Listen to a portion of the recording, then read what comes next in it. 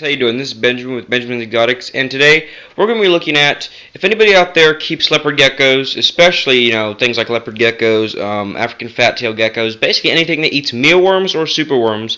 We're going to really quickly look at the way I have them set up in breeding and how to make your own what you might call a mealworm rack, kind of like a reptile rack but for mealworms. You're watching Benjamin's Exotics. Okay, so when we're looking at the first style of rack or racking that you could use for your mealworms. This is a great example, or a great one that you can use. I'll share that really quickly in a second. But you can get these used. When I say used, I mean go to Goodwill or something for somebody that doesn't want to have the rack anymore, or it's just basically this is storage containers. I believe this by this says Holmes, but they make it by Sterilite and all kinds of other things. And I literally got this one at a whatever you call the thrift stores, like a Goodwill, for like $5. And it's really simple how we're going to turn this into a mealworm rack. So with mealworms, the one thing we'll say is key is going to be ventilation.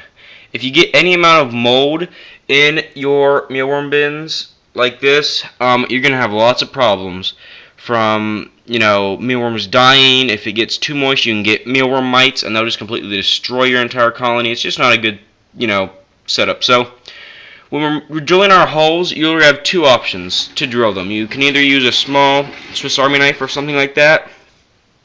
That normally does the job pretty good for smaller projects, but for bigger projects, we're going to want to upgrade to a soldering iron just like this. Doesn't have to be as fancy as this. This one's got some lights and stuff, but just something that'll burn. So you can just stick this in the side of it, it'll melt away, and you can make all these holes very quickly and accurately. And when you're using a knife, you also have the chance of cracking the plastic. You don't really do it with the soldering iron. So I specifically like this rack and these types of racks that are colored. For the main reason is mealworms don't like to be seen. They like to hide most of the time. I don't want to say they're like ball pythons, but they don't like to be seen too much. So with these racks, as you can see, you can't really see through the racks too much on all sides except for the front. Like this. So you can see them clearly. Can't right there because it's a different kind of cloudier type of plastic. So when you're drilling your holes, you really have two options and ways to go. I'm trying out a new way that I kind of just thought of, but this is basically the way you probably should do it. Just all kinds of holes in the front, small holes which allow a lot of airflow, and then on the side, on the other side, and then the back. You could also go with the top holes being much bigger, like these guys right here. They're a little bit harder to make. You have to have a little bit bigger of a soldering iron, but it'll do, and this allows just for a little bit of better airflow, and you don't have to have as many holes. But of course, this is not completely sufficient. I still need to go through and put a few more lines in here. But and besides that, this is actually very, very simple. It's something like a snake rack that needs heat. As long as your house stays around 70 degrees, these guys are going to be fine. But just ventilation is key, and if you really want to do something like superworms, you're going to just, on top of your rack, put in something like this. If you don't know, superworms, or king mealworms, or whatever you want to call them, they do not do good together in terms of pupating. They will not turn into the little chrysalis to turn into a beetle unless they're separated, because they know that their species is cannibalistic, and if they turn into a pupa, the chances of them dying or getting eaten are very high. So this is the best way to do it for these guys. This is about, I don't know how many slots this is, maybe 24, 30 or something like that, but little customizable slots. You could probably even get ones even smaller than that, but you can pick these guys up for really cheap, maybe $5 or $10 at, local container store or something like that, even maybe Target or something. But you can also do like the fishing boxes that hold like all the little hooks and stuff. Those work great. And if you're going to do superworms, just get a few of these, stack them on top, and still put some ventilation. I'd put them probably in the top. I wouldn't put them on the sides, because like with these guys right here, as you can see, the holes are way high up. Like the mealworms are right here, and I only put my holes right here, so there's no way they're going to be able to climb through those, and they can't climb up the plastic either. So Same with these guys.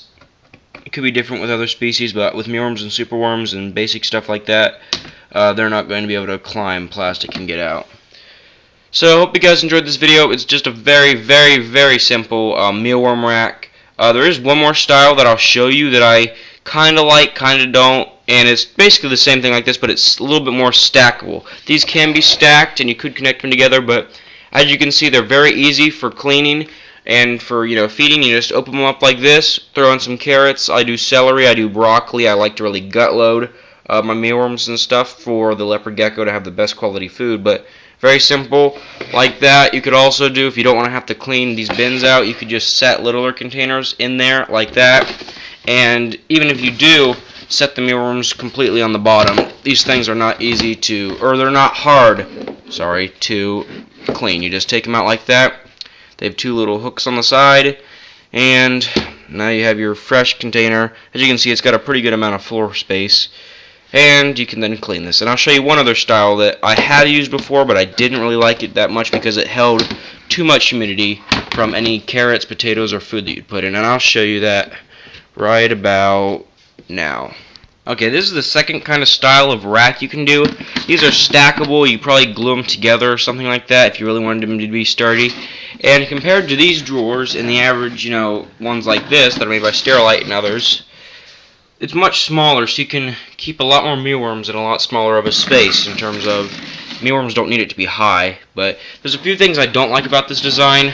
Number one, it's very hard to ventilate the sides and the back, because there is a whole nother layer right here, that you have to go through that as well if you want to ventilate, and I just don't think it does as good of a job. Also, since it doesn't go higher, you have a much less space to drill a bunch of holes to have good ventilation for this. Also, the bottom, while there is a space, if you ever wanted to put netting on the bottom and use a different bedding besides cornmeal, like oats, so the feces and baby mealworms could fall through the bottom, which is a pretty cool system. You can't really do that too much with these guys because of the way it's made. There's more of a ledge right here that you can actually stick your finger under, and it actually is a smaller space when compared to these guys.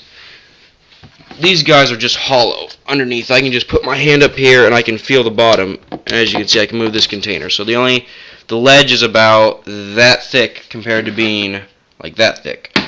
So you can do these, and I did do these for a while, but I found it was holding too much humidity. Even if you would, put little holes in the front, even on the top. You can't stack them then if you put the holes on the top because the ventilation isn't doing anything. So, hope you guys enjoyed this video. Here's two options. I wouldn't recommend this option. I would go with something like this. Very cheap, very easy. If you probably already have a soldering iron, you can make this yourself. You don't have to go out and buy anything extra, but hope you guys enjoyed this video. Wish you guys success with breeding your mealworms or superworms or whatever. Thanks for watching, and I'll see you guys later.